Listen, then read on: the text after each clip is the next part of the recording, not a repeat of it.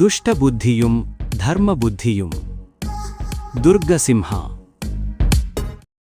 ಮಧುರಾ ನಗರದಲ್ಲಿ ಧರ್ಮಬುದ್ಧಿ ಮತ್ತು ದುಷ್ಟಬುದ್ಧಿ ಎಂಬ ಇಬ್ಬರು ವ್ಯಾಪಾರಿಗಳ ಮಕ್ಕಳಿದ್ದರು. ಅವರಿಬ್ಬರೂ ಒಟ್ಟಿಗೆ ವ್ಯಾಪಾರಕ್ಕೆ ಹೋಗಿ ಬಹಳಷ್ಟು ಚಿನ್ನ, ಹಣ, ಸಂಪತ್ತನ್ನು ಪಡೆದು ತಮ್ಮ ಹುಟ್ಟೂರಾದ ಮಧುರಾ ನಗರಕ್ಕೆ ಹಿಂದಿರುಗುತ್ತಿದ್ದರು. ಅರ್ಧರಾತ್ರಿಯಾದುದರಿಂದ ಊರಿನ ಹೊರಗಿನ ಹೂಗಳಿಂದ ಕೂಡಿದ್ದ ಒಂದು ಕಾಡಿನಲ್ಲಿ ಉಳಿದುಕೊಂಡರು. ಆಗ ಧರ್ಮಬುದ್ಧಿಯು, ನಾವು ಗಳಿಸಿರುವ ಈ ಸಂಪತ್ತನ್ನು ಇಬ್ಬರೂ ಸಮಾನವಾಗಿ ಹಂಚಿಕೊಳ್ಳೋಣ ಎಂದು ದುಷ್ಟಬುದ್ಧಿಗೆ ಹೇಳಿದನು. ಆಗ ದುರ್ಬುದ್ಧಿಯನ್ನು ಹೊಂದಿದ್ದ ದುಷ್ಟಬುದ್ಧಿಯು ಪಾಪಬುದ್ಧಿಯಿಂದ ಮನಸ್ಸಿನಲ್ಲಿ ದುರಾಲೋಚನೆಯನ್ನು ಮಾಡಿದನು. ದುಷ್ಟಬುದ್ಧಿಯು ಧರ್ಮಬುದ್ಧಿಗೆ ಈ ರೀತಿ ಹೇಳಿದನು. ನಾವು ಇಷ್ಟೂ ಸಂಪತ್ತನ್ನು ಒಟ್ಟಿಗೆ ತೆಗೆದುಕೊಂಡು ಹೋದರೆ ಎಲ್ಲವೂ ಬೇಗನೆ ಖಾಲಿಯಾಗಿಬಿಡುತ್ತದೆ. ಇದರಿಂದ ಮುಂದೆ ನಾವು ಸುಖ ಜೀವನ ನಡೆಸಲು ಸಾಧ್ಯವಾಗುವುದಿಲ್ಲ. ಹಾಗಾಗಿ ಈಗ ಸ್ವಲ್ಪ ಸಂಪತ್ತನ್ನು ನಾವು ಉಳಿಸಬೇಕಾಗಿದೆ. ಆದುದರಿಂದ ನಿನಗೆ ಹಾಗೂ ನನಗೆ ಖರ್ಚು ಮಾಡಲು ಬೇಕಾಗುವಷ್ಟು ಸಂಪತ್ತನ್ನು ತೆಗೆದುಕೊಂಡು ಉಳಿದ ಸಂಪತ್ತನ್ನು ಇಲ್ಲಿಯೇ ಇಡೋಣ ಎಂದನು ದುಷ್ಟಬುದ್ಧಿ. ಇದನ್ನು ಕೇಳಿದ ಧರ್ಮಬುದ್ಧಿಯು ದುಷ್ಟಬುದ್ಧಿಯನ್ನು ಒಳ್ಳೆಯ ಸ್ನೇಹಿತನೆಂದು ಭಾವಿಸಿ ಅಲ್ಲಿಯೇ ಒಂದು ದೊಡ್ಡದಾದ ಅಶ್ವತ್ಥಮರದ ಬುಡದ ಕೆಳಗೆ ಒಂದು ಗುಂಡಿಯನ್ನು ಬಗೆದು ಉಳಿದಿದ್ದ ಸಂಪತ್ತನ್ನು ಅದರೊಳಗೆ ಬಚ್ಚಿಟ್ಟರು. ರಾತ್ರಿ ಅಲ್ಲಿಯೇ ಕಳೆದು ಮರುದಿನ ಇಬ್ಬರೂ ತಮ್ಮ ಹುಟ್ಟೂರಾದ ಮಧುರಾ ನಗರಕ್ಕೆ ಬಂದರು. ತಮ್ಮ ಸಂಪತ್ತಿನಿಂದ ಇಬ್ಬರೂ ತಮ್ಮ ತಮ್ಮ ಇಷ್ಟಾರ್ಥಗಳನ್ನು ಪೂರೈಸಿಕೊಂಡು ಸುಖಜೀವನವನ್ನು ಅನುಭವಿಸುತ್ತಿದ್ದರು. ಹೀಗಿರುವಾಗ ದುಷ್ಟಬುದ್ಧಿಯು ಧರ್ಮಬುದ್ಧಿಗೆ ಗೊತ್ತಾಗದಂತೆ ಅವರು ಸಂಪತ್ತನ್ನು ಬಚ್ಚಿಟ್ಟಿದ್ದ ಸ್ಥಳಕ್ಕೆ ಹೋಗಿ ಎಲ್ಲಾ ಸಂಪತ್ತನ್ನು ತಾನೇ ತೆಗೆದುಕೊಂಡು ಗುಂಡಿಯನ್ನು ಮೊದಲಿನಂತೆಯೇ ಮುಚ್ಚಿಬಂದನು. ಸ್ವಲ್ಪ ದಿನಗಳ ನಂತರ ದುಷ್ಟಬುದ್ಧಿಯೇ ಧರ್ಮಬುದ್ಧಿಯ ಬಳಿಗೆ ಬಂದು, ಖರ್ಚಿಗ ಹಣವಿಲ್ಲ, ಇನ್ನೂ ಸ್ವಲ್ಪ ಸಂಪತ್ತನ್ನು ತೆಗೆದುಕೊಳ್ಳೋಣ ಬಾ ಎಂದು ಕರೆದನು. ಸರಿ ಎಂದು ಒಪ್ಪಿಕೊಂಡ ಧರ್ಮಬುದ್ಧಿ ಮತ್ತು ದುಷ್ಟಬುದ್ಧಿ ಇಬ್ಬರೂ ಒಟ್ಟಿಗೆ ಹೋಗಿ ಆ ದೊಡ್ಡ ಅಶ್ವತ್ಥಮರದ ಕೆಳಗೆ ಗುಂಡಿಯಗೆದರು. ಆದರೆ ಅಲ್ಲಿ ಸಂಪತ್ತಿರಲಿಲ್ಲ. ಆಗ ದುಷ್ಟಬುದ್ಧಿಯು, ಎಲ್ಲಾ ಸಂಪತ್ತನ್ನು ನೀನೇ ತೆಗೆದುಕೊಂಡಿದ್ದೀಯಾ ಎಂದು ಧರ್ಮಬುದ್ಧಿಯ ಮೇಲೆ ಆರೋಪ ಮಾಡುತ್ತಾನೆ. ಅತಿಯಾದ ಮೋಸದ ಮನಸ್ಸುಳ್ಳ ದುಷ್ಟಬುದ್ಧಿಯು ದುರಾಸೆಯಿಂದ ತಾನೇ ಕಳ್ಳತನ ಮಾಡಿ ಈಗ ಸುಳ್ಳು ಹೇಳುತ್ತಿರುವನೆಂದು ಧರ್ಮಬುದ್ಧಿಗೆ ತಿಳಿಯಿತು. ಆದರೆ ದುಷ್ಟಬುದ್ಧಿಯು ಎಲ್ಲದಕ್ಕೂ ಮೊದಲೇ ಅಯ್ಯೋ ಕೆಟ್ಟೇನಲ್ಲ ಎಂದು ಹೇಳುತ್ತಾ ಹೊಟ್ಟೆಯನ್ನು ಬಡಿದುಕೊಂಡು ಬೊಬ್ಬೆ ಹಿಡಿದು ಧರ್ಮಬುದ್ಧಿಯ ಮೇಲೆ ಕಳ್ಳತನದ ಆರೋಪ ಹೊರಿಸುತ್ತಾನೆ. ದುಷ್ಟಬುದ್ಧಿಯು ಸಂಪತ್ತನ್ನು ಇಲ್ಲದಕ್ಕೆ ಕಳವಳಗೊಂಡವನಂತೆ ನಟಿಸುತ್ತಾ ನಮ್ಮ ಸ್ನೇಹ ನಾಶವಾಯಿತಲ್ಲ ಎಂದು ಗೋಳಾಡುತ್ತಾನೆ. ಈ ವಿಚಾರವನ್ನು ಆ ಊರಿನ ಧರ್ಮಾಧಿಕಾರಿಗಳಿಗೆ ಬಂದು ತಿಳಿಸಿದರು.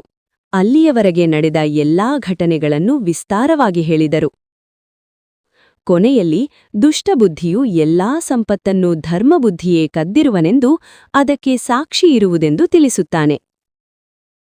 ಧರ್ಮಾಧಿಕಾರಿಗಳು ಸಾಕ್ಷಿ ಯಾರೆಂದು ಹೇಳು ಎಂದಾಗ ದುಷ್ಟಬುದ್ಧಿಯು, ಸಂಪತ್ತನ್ನು ಭೂಮಿಯಲ್ಲಿ ಬಚ್ಚಿಡುವಾಗ ಧರ್ಮಬುದ್ಧಿ ಮತ್ತು ನಾನು ಅಲ್ಲದೆ ಬೇರೆ ಯಾರೂ ಮನುಷ್ಯರು ಅಲ್ಲಿರಲಿಲ್ಲ.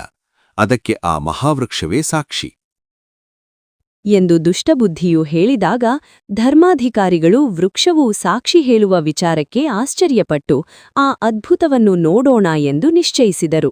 ನ್ಯಾಯ ತೀರ್ಮಾನ ಮಾಡುವ ಸಮೂಹವು ಧರ್ಮಬುದ್ಧಿಗೆ ಆ ವೃಕ್ಷದ ಸಾಕ್ಷಿಯನ್ನು ಆಲಿಸೋಣ ನಡೆ ಎಂದಾಗ ಧರ್ಮಬುದ್ಧಿಯು, ಈ ಹಿಂದೆ ಈ ರೀತಿ ವೃಕ್ಷವು ಸಾಕ್ಷಿ ಹೇಳಿರುವುದನ್ನು ನೋಡಿದವರು, ಕೇಳಿದವರು, ಹೇಳಿದವರು ಯಾರೂ ಇಲ್ಲ ಎಂದನು. ಅದಕ್ಕೆ ಧರ್ಮಾಧಿಕಾರಿಗಳು, ಮನುಷ್ಯರು ಮಾಡುವ ಒಳ್ಳೆಯ ಹಾಗೂ ಕೆಟ್ಟ ಕೆಲಸಗಳನ್ನು ದೇವರು ಬಲ್ಲರು. ಆದ್ದರಿಂದ ಇಂತಹ ಸಾಕ್ಷಿ ಸೂಕ್ತವಾಗಿದೆ.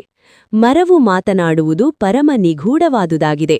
ಆದುದರಿಂದ ಆ ಮರದ ಸಾಕ್ಷಿಯನ್ನು ಆಲಿಸೋಣ ಎಂದರು.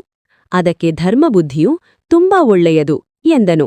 ಆಗ ನ್ಯಾಯ ತೀರ್ಮಾನ ಮಾಡುವ ಧರ್ಮಾಧಿಕಾರಿಗಳು ಇಂದು ಕತ್ತಲಾಗಿದೆ, ನಾಳೆ ಹೋಗಿ ಆ ವೃಕ್ಷದ ಸಾಕ್ಷಿಯನ್ನು ಕೇಳೋಣ ಎಂದರು. ಆಗ ಎಲ್ಲರೂ ತಮ್ಮ ತಮ್ಮ ಮನೆಗೆ ಹೋದರು. ದುಷ್ಟಬುದ್ಧಿಯು ತನ್ನ ಮನೆಗೆ ಬಂದು ತನ್ನ ತಂದೆಯಾದ ಪ್ರೇಮಮತಿಯ ಕೈಯನ್ನು ಹಿಡಿದು ರಹಸ್ಯವಾಗಿ ಅಲ್ಲಿಯವರೆಗೂ ನಡೆದ ಎಲ್ಲಾ ಘಟನೆಗಳನ್ನು ತಿಳಿಸಿ ಹೀಗೆಂದನು. ನಮ್ಮ ಬಡತನದ ಹಸಿವು ದೂರವಾಗಿ ಹಲವು ದಿನಗಳ ಕಾಲ ನಾವು ಸುಖದಿಂದ ಬಾಳುವಷ್ಟು ಸಂಪತ್ತನ್ನು ಉಳಿಸಲು ನಿಮ್ಮ ಒಂದು ಸುಳ್ಳು ಮಾತಿನಿಂದ ಮಾತ್ರ ಸಾಧ್ಯ. ನೀವು ಆ ಮರದ ಪೊಟರೆಯೊಳಗೆ ಅಡಗಿ ಕುಳಿತುಕೊಳ್ಳಿ. ಎಲ್ಲರೂ ಮರವನ್ನು ಸಾಕ್ಷಿ ಕೇಳಿದಾಗ ನೀವು ಒಳಗಿನಿಂದಲೇ ಧರ್ಮಬುದ್ಧಿಯೇ ಸಂಪತ್ತನ್ನು ಕೊಂಡೊಯ್ದನು ಎಂದು ಹೇಳಿರಿ. ಅದನ್ನು ವೃಕ್ಷವೇ ಸಾಕ್ಷಿ ಹೇಳಿತು ಎಂದು ಎಲ್ಲರೂ ಭಾವಿಸುತ್ತಾರೆ ಎಂದನು. ಆಗ ದುಷ್ಟಬುದ್ಧಿಯ ತಂದೆಯು ದುಷ್ಟಬುದ್ಧಿಗೆ ಬುದ್ಧಿವಾದ ಹೇಳಿದರು. ಪರರ ಹಣವನ್ನು, ಸಂಪತ್ತನ್ನು ಕದಿಯುವುದು, ವಿಶ್ವಾಸಘಾತುಕವನ್ನು ಮಾಡುವುದು, ಸ್ವಾಮಿದ್ರೋಹವನ್ನು ಮಾಡುವುದು ಇವೆಲ್ಲವೂ ನಮ್ಮನ್ನು ಹಾಳು ಮಾಡುತ್ತದೆ. ಇದೆಲ್ಲವನ್ನೂ ನೀನು ತಿಳಿದಿದ್ದರೂ ನನ್ನಿಂದ ಸುಳ್ಳು ಸಾಕ್ಷಿ ಹೇಳಿಸಲು, ನನ್ನನ್ನು ಹಾಳು ಮಾಡಲು ಯೋಚಿಸುತ್ತಿರುವೆ. ನಿನ್ನ ಕೆಟ್ಟ ಆಲೋಚನೆ ನಮ್ಮ ವಂಶವನ್ನೇ ಹಾಳು ಮಾಡುತ್ತದೆ ಎಂದು ದುಷ್ಟಬುದ್ಧಿಗೆ ಬುದ್ಧಿಯನ್ನು ಹೇಳುತ್ತಾರೆ. ಆಗ ದುಷ್ಟಬುದ್ಧಿಯು ತನ್ನ ತಂತ್ರವನ್ನು ಹಾಳು ಮಾಡದಂತೆ ತಾನು ಹೇಳಿದಂತೆ ಮಾಡಬೇಕೆಂದು ತಂದೆಯನ್ನು ಒಪ್ಪಿಸಿದನು. ಅಷ್ಟು ಹೊತ್ತಿಗೆ ಸೂರ್ಯಾಸ್ತವಾಯಿತು. ಭೂಮಿಯಲ್ಲಿ ನಿಧಾನವಾಗಿ ಕತ್ತಲೆ ಆವರಿಸುತ್ತಿತ್ತು. ಕಪ್ಪಾದ ಕಾಡಿಗೆಯಂತೆ, ಕೋಗಿಲೆಯ ಬಣ್ಣದಂತೆ, ವಿಷ್ಣುವಿನ ಬಣ್ಣದಂತೆ, ವಿಷಕಂಠನಾದ ಶಿವನ ಕುತ್ತಿಗೆಯಂತೆ, ಕಾರ್ಮೋಡದಂತೆ ಕತ್ತಲು ಆವರಿಸಿತು. ಆಗ ದುಷ್ಟಬುದ್ಧಿಯು ತನ್ನ ತಂದೆಯನ್ನು ಕೊಲ್ಲದೆ ಬಿಡನು ಎನ್ನುವಂತೆ ಮಾರಿಯ ಮನೆಗೆ ಹರಕೆಯ ಕುರಿಯಂತೆ ಆ ದೊಡ್ಡ ಅಶ್ವತ್ಥ ಮರದ ಪೊಟರೆಯೊಳಗೆ ಕಳಿಸಿದನು. ಅಲ್ಲಿಯೇ ಅಡಗಿರುವಂತೆ ತಿಳಿಸಿದನು. ಇನ್ನು ನಾನು ಗೆದ್ದೆ ಎಂದು ಸಂತೋಷಪಡುತ್ತಾ ದುಷ್ಟಬುದ್ಧಿಯು ಮನೆಗೆ ಬಂದು ಮಲಗಿದನು. ಸೂರ್ಯೋದಯವಾದಾಗ ಧರ್ಮಬುದ್ಧಿಯು ದೇವರು, ಗುರುಗಳು, ಬ್ರಾಹ್ಮಣರಿಗೆ ಪೂಜಿಸಿ ವಂದಿಸಿ ನ್ಯಾಯಸ್ಥಾನಕ್ಕೆ ತಡವಾಗಿ ಬಂದನು. ಅಷ್ಟರಲ್ಲಿ ದುಷ್ಟಬುದ್ಧಿಯು ಬೆಳಗ್ಗೆ ಎದ್ದು ಮುಖವನ್ನೂ ತೊಳೆಯದೆ ನ್ಯಾಯಸ್ಥಾನಕ್ಕೆ ಬಂದು ಧರ್ಮಬುದ್ಧಿಯು ಇನ್ನೂ ಬಂದಿಲ್ಲ ಎಂದು ಆರೋಪಿಸುತ್ತಾನೆ. ಅಷ್ಟು ಹೊತ್ತಿಗೆ ಅಲ್ಲಿಗೆ ಬಂದ ಧರ್ಮಬುದ್ಧಿಯನ್ನು ಕರೆದುಕೊಂಡು ನ್ಯಾಯ ತೀರ್ಮಾನ ಮಾಡುವವರು ಎಲ್ಲರೂ ಆ ದೊಡ್ಡ ಮರದ ಬಳಿಗೆ ಬಂದರು.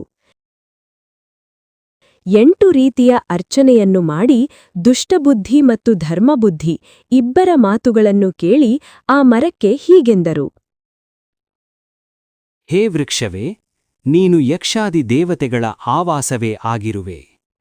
ನೀನು ದೇವರ ಸ್ವರೂಪವೆಂಬ ಕಾರಣಕ್ಕೆ ನಿನ್ನನ್ನು ಸಾಕ್ಷಿಯನ್ನಾಗಿಸಿ ಕೇಳುತ್ತಿದ್ದೇವೆ. ನಡೆದಿರುವ ಸತ್ಯ ಅಸತ್ಯವನ್ನು ನೀನು ತಿಳಿಸು ಎಂದು ನ್ಯಾಯ ತೀರ್ಮಾನ ಮಾಡುವವರು ಕೇಳುತ್ತಾ ಪ್ರಾರ್ಥಿಸಿದರು.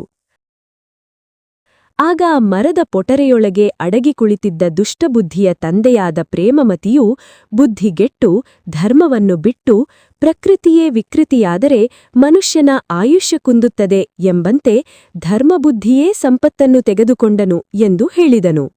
ಅಲ್ಲಿ ಸೇರಿದ ಜನಸಮೂಹ ಹಾಗೂ ಧರ್ಮಾಧಿಕರಣದವರು ಈ ಮಾತುಗಳನ್ನು ಕೇಳಿ ಆಶ್ಚರ್ಯಪಟ್ಟರು. ಆಗ ಧರ್ಮಬುದ್ಧಿಯು ಇದು ಆಶ್ಚರ್ಯವಾದ ಸಂಗತಿಯೇ ಆಗಿದೆ, ಆದರೆ ಈ ದೇವರು ಸತ್ಯವನ್ನು ಏಕೆ ಹೇಳುತ್ತಿಲ್ಲ ಎಂದು ಯೋಚಿಸಿ ಆ ದೊಡ್ಡ ಮರವನ್ನು ಪ್ರದಕ್ಷಿಣೆ ಮಾಡಿ ಬರುವಾಗ ಆ ಮರದಲ್ಲಿ ಒಂದು ದೊಡ್ಡ ಪೊಟರೆಯನ್ನು ಕಂಡನು. ಅಲ್ಲಿ ಮನುಷ್ಯ ಸಂಚಾರವನ್ನು ಗುರುತಿಸಿದನು. ಆಗ ಧರ್ಮಬುದ್ಧಿಯು ಧರ್ಮಾಧಿಕಾರಿಗಳಿಗೆ ಹೀಗೆಂದನು. ಧರ್ಮಾಧಿಕಾರಿಗಳೇ, ಸುಳ್ಳು ಹೇಳದಿರುವ ವ್ಯಾಪಾರಿಗಳೇ ಇಲ್ಲ. ಹಾಗೆಯೇ ನಾನೂ ಕೂಡ ಒಬ್ಬ ವ್ಯಾಪಾರಿ, ಸುಳ್ಳು ಹೇಳಿಬಿಟ್ಟೆ. ದಯವಿಟ್ಟು ನನ್ನನ್ನು ಕ್ಷಮಿಸಿ. ನನ್ನ ವೃತ್ತಿಧರ್ಮಕ್ಕೆ ಹೊಂದಿಕೊಂಡು ನಾನು ಧರ್ಮಬುದ್ಧಿಯಿಂದ ಅಧರ್ಮಬುದ್ಧಿಯಾಗಿ ಸಂಪತ್ತನ್ನು ಬಚ್ಚಿಟ್ಟು ತೆಗೆದುಕೊಂಡು ಹೋಗಲು ಬಂದಿದ್ದೆ. ಆದರೆ ಅದು ಸಾಧ್ಯವಾಗದೆ ಈ ಮರದ ಪೊಟರೆಯೊಳಗೆ ಅಷ್ಟೂ ಸಂಪತ್ತನ್ನು ಇಟ್ಟು ಮರುದಿವಸ ಮತ್ತೆ ಬಂದು ನೋಡಿದಾಗ ಒಂದು ಹಾವು ಆ ಸಂಪತ್ತನ್ನು ಸುತ್ತುವರೆದಿತ್ತು. ನಾನು ಭಯಪಟ್ಟು ಹೊರಟು ಹೋದೆ. ನೀವೆಲ್ಲ ಹಾಗೇ ನೋಡುತ್ತೀರಿ. ನಾನು ಈ ಪೊಟರೆಗೆ ಬೆಂಕಿ ಹಾಕಿ ಹೊಗೆಯನ್ನು ಇಟ್ಟು ಹಾವನ್ನು ಓಡಿಸಿ ಕಳೆದುಕೊಂಡ ಸಂಪತ್ತನ್ನು ಮರಳಿಕೊಡುವೆನು.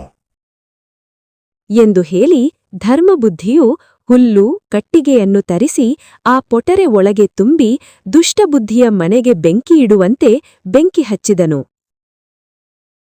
ಆಗ ಹೊಗೆ ಜಾಸ್ತಿಯಾಗಿ ಬೆಂಕಿಯ ಉರಿಯಿಂದ ಪೊಟರೆಯ ಒಳಗಿದ್ದ ಪ್ರೇಮಮತಿಯು ಭಯದಿಂದ ಕೂಗಿಕೊಳ್ಳುತ್ತಾ ಪೊಟರೆಯಿಂದ ಹೊರಗೆ ಬಂದನು. ಇದನ್ನು ಕಂಡ ಧರ್ಮಾಧಿಕಾರಿಗಳಿಗೆ ದುಷ್ಟಬುದ್ಧಿ ಮತ್ತು ಪ್ರೇಮಮತಿಯ ದುರ್ಬುದ್ಧಿಯ ಬಗ್ಗೆ ತಿಳಿಯಿತು. ಆಗ ಧರ್ಮಾಧಿಕಾರಿಗಳು ದುಷ್ಟಬುದ್ಧಿಯ ತಂದೆ ಪ್ರೇಮಮತಿಗೆ ಹೀಗೆಂದರು, ನಿನ್ನಂಥ ದುಷ್ಟಬುದ್ಧಿಯ ತಂದೆಗೆ ದುಷ್ಟ ಮಗನೇ ಇರುವುದು ಸಂದೇಹವಲ್ಲ. ನಿಮ್ಮಂಥ ದುಷ್ಟ ಪುತ್ರ ಮತ್ತು ಅಪ್ಪನಿಗೆ ದುರ್ಮರಣವೇ ಸಂಭವಿಸುತ್ತದೆ ಎಂದು ಹೇಳಿದರು. ಹೀಗೆ ತನ್ನ ಮೇಲೆ ಹೊರಿಸಿದ್ದ ಕಳ್ಳತನದ ಆರೋಪದಿಂದ ಧರ್ಮಬುದ್ಧಿಯು ಮುಕ್ತನಾದನು.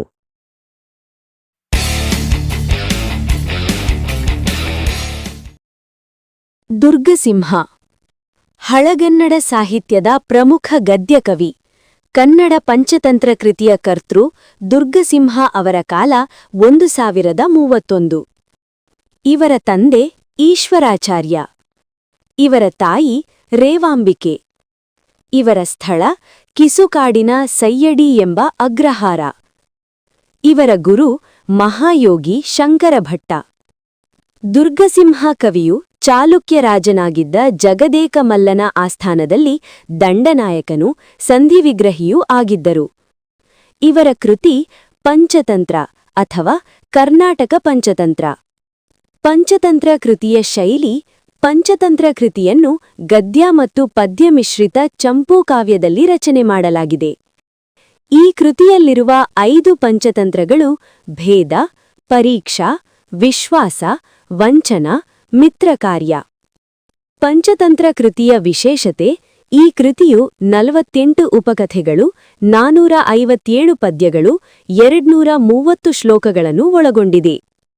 ಪಂಚತಂತ್ರ ಕೃತಿಯ ಮೂಲ ಸಂಸ್ಕೃತ ಕವಿ ವಸುಭಾಗಭಟ್ಟನು ಸಂಸ್ಕೃತದಲ್ಲಿ ಪಂಚತಂತ್ರ ಎಂಬ ಕೃತಿಯನ್ನು ರಚಿಸಿದ್ದನು.